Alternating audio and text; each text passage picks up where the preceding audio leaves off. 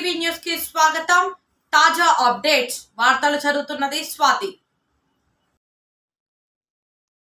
శ్రీ సత్యసాయి జిల్లా బడకసిర నియోజకవర్గం మందనపల్లి గ్రామ పంచాయతీ బీజేపీ అభ్యర్థి బస్వరాజు ఉమేష్ మాట్లాడుతూ మడకసిర నియోజకవర్గం నందు కూటమి అభ్యర్థికి అత్యధిక మెజారిటీ వస్తుంది.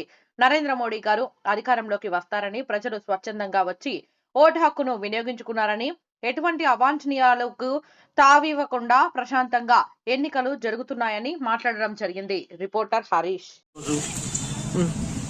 2024 సార్వత్రిక ఎన్నికల్లో లోక్సభ మరియు విధానసభ ఎలక్షన్లో మడకసిర నియోజకవర్గం భూమండ మండలం మందనపల్లి గ్రామం నా బూత్ 95 బూత్ ఈరోజు ఓటు వేయడం జరిగింది.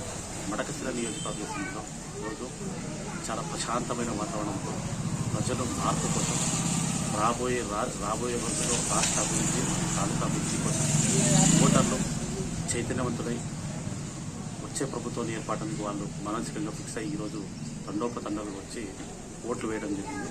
ఓటర్ల యొక్క ఉత్సాహం చూస్తుంటే ప్రజలు మార్పు అయితే కోరుకుంటున్నారన్న ఆలోచన కల్పించింది.